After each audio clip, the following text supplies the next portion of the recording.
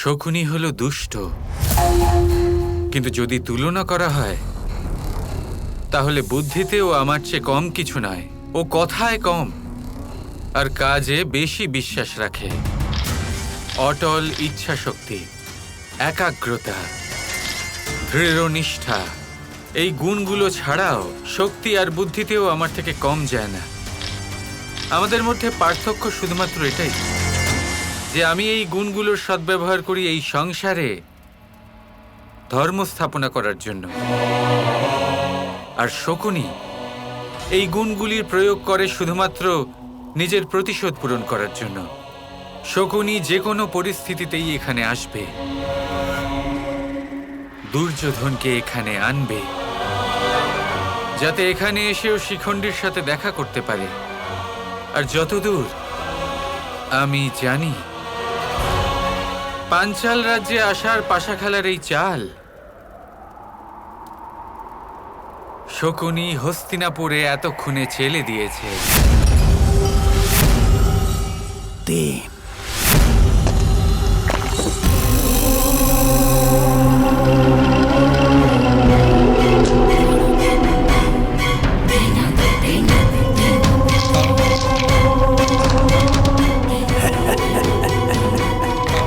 এবার এই পাশার দানের মতো হস্তিনাপুরে যে সিদ্ধান্তই নেওয়া হবে সেটাই হবে যেটা আমি চাইব। হস্তিনাপুরের সমস্ত শক্তি আমার প্রতিশোধকে পূর্ণ করতে ব্যবহৃত হবে। পারো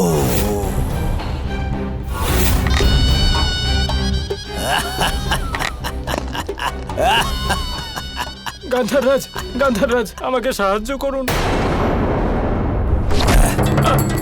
কে তুমি? আমি হলাম আপনার সেবক, প্রতিদিন আপনার সেবা করি। সেবা করার তো বেতন পাও, তাহলে আমার সাহায্য কেন চাইছো? কিছু প্রভাবশালী লোক আমার বাড়ি, সম্পত্তি সবকিছু কেড়ে নিয়েছে আমার থেকে, আর বল প্রয়োগ করে আমাকে আর আমার পরিবারকে বাড়ি থেকে বের করে দিয়েছে। তোমার মনে হয় যে আমি তোমাকে সাহায্য করব? দুর্বল, শক্তিহীন, কথায় কথায় যারা সাহায্য চায় তাদের রক্ষা তো ভগবানও করেন না। যে নিজের রক্ষা নিজে করতে পারে না তাকে আমি কেন সাহায্য করব? যাও, নিজের রক্ষা নিজে করো, যাও। কিন্তু আমি কি করে করব? ওনারা সবাই এত শক্তিশালী, আর আমি তো লড়াইও করতে পারি না। যদি ওদের সামনে যাই তাহলে মারা পড়বো। সামনে থেকে যদি না পারো তো পেছন থেকে প্রহার করো। কি? আপনি একজন ক্ষত্রিয় হয়ে এরকম কথা কি করে বলছেন? এটা তো অধর্ম, তাই না? ইতিহাস, ইতিহাস সেই লেখে যে জয়লাভ করে, আর যে জয়লাভ করে তার পাপও পুণ্যতে রূপান্তরিত হয়ে যায়। ধর্মের থেকে বড় হলো অধিকার। যদি কেউ তোমার অধিকার কেড়ে নেয় তাহলে তার প্রাণ কেড়ে নাও, ধর্ম দিয়ে হোক বা অধর্ম দিয়ে। সেই সামর্থ্য আছে তোমার মধ্যে? এত সাহস আছে তোমার?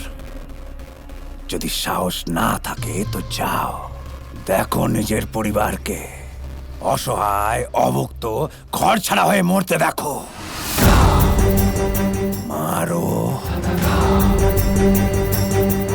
অথবা মরো, এটাই হলো সংসারের নিয়ম। মারবে নাকি মরবে? মারবো, পিছন দিক থেকে আক্রমণ করব, লুকিয়ে আক্রমণ করব।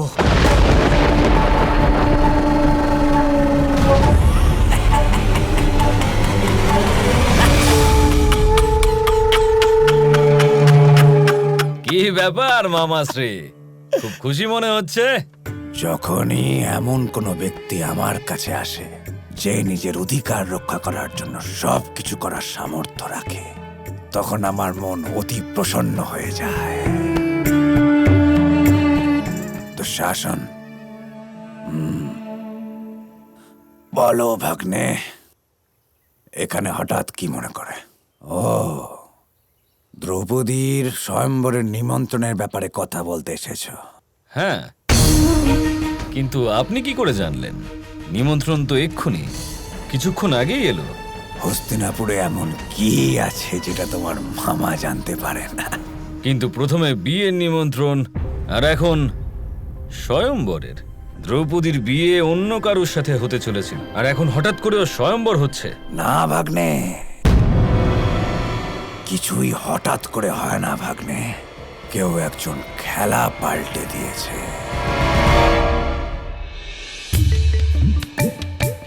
কি ব্যাপার দাদা, আজ সকাল সকালে আপনি ব্যায়াম শুরু করে দিলেন? পাঞ্চালের পালোয়ানদের হারানোর পরিকল্পনা করছেন নাকি আপনি? কানাই, এবার তুমি তো নিজের বুদ্ধির খেলা শুরু করেই দিয়েছো, কিন্তু আমি তো শুধু এই একটাই খেলা জানি। এবার যদি আমি এই খেলাটাও না খেলি, তাহলে আর কোন খেলাটা খেলবো আমি? না না, খুবই ভালো, করুন। হয়তো ভবিষ্যতে এর প্রয়োজন পড়তে পারে, কে বলতে পারে।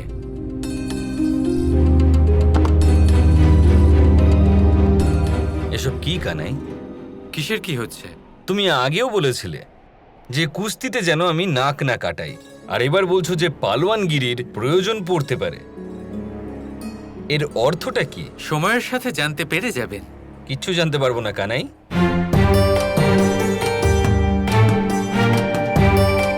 সত্যি তো এটাই যে পালোয়ানগিরিতে আমার থেকে বেশি শক্তিশালী কেউ হতেই পারে না।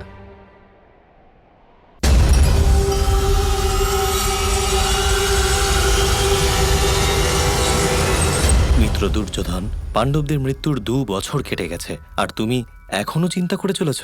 কারণ বারবার এই চিন্তা আমার মনকে বিচলিত করে বন্ধু কর্ণ, যে এই পাণ্ডব এখনো বেঁচে আছে। যদি পাণ্ডবরা এখনো বেঁচে থাকতো তাহলে ফিরে আসতো, অর্থাৎ ওরা মারা গেছে। 100% সত্যি কথা বলেছো তুমি কর্ণ।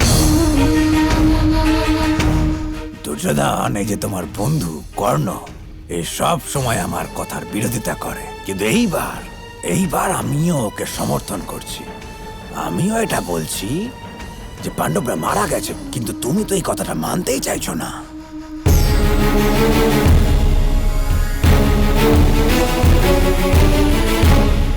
কিন্তু আর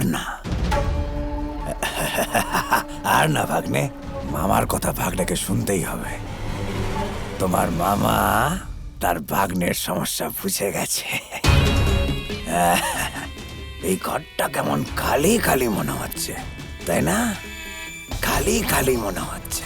অঙ্গরাজ কর্ণ, যদি এই রাজকক্ষে একজন পরমা সুন্দরী নারী এসে পড়ে, তখন আমার ভাগ্নের কাছে সময়ই থাকবে না এই কঙ্কালদেরকে নিয়ে পড়ে থাকা। আমি ঠিক বুঝতে পারলাম না মামা। তুমি নিজের মামাকে তাহলে কি বুঝলে এতদিন? পরমা সুন্দরী দ্রৌপদী, দ্রৌপদীর স্বয়ম্বরের নিমন্ত্রণ এসেছে পাঞ্চাল থেকে। সেটা আমি জানি মামা, কিন্তু ওখানে যাবার জন্য আমি আগেই না বলে দিয়েছি। তাহলে আমি এখন কেন যাব ওখানে? প্রথমবার দ্রৌপদীর বিবাহের নিমন্ত্রণ ছিল, এইবার প্রতিযোগিতা। দ্রৌপদীকে জিতে নেবার। গান্ধার রাজ, মিত্র দুর্যোধন একবার মানা করে দিয়েছে, আবার রাজি হওয়া অধর্ম হবে না? আমি বলেছিলাম না দুর্যোধন, এই যে তোমার বন্ধু কর্ণ, সে সব সময় আমার কথার বিরোধিতা করে। কর্ণ, তুমি একজন যোদ্ধা, অঙ্গরাজ, তুমি রাজকুলের কেউ নও। মামা, আপনি আমার বন্ধুকে অপমান করছেন। ভাগ্নে, আমার বলার উদ্দেশ্য এটা ছিল যে ধর্ম আর অধর্মকে আমার থেকে বেশি কে জানে? রাজধর্মকে আমার থেকে বেশি কে ভালো বুঝবে? তাহলে আপনি কেন এটা বুঝতে পারছেন না যে আমি একবার না করে দিয়েছি?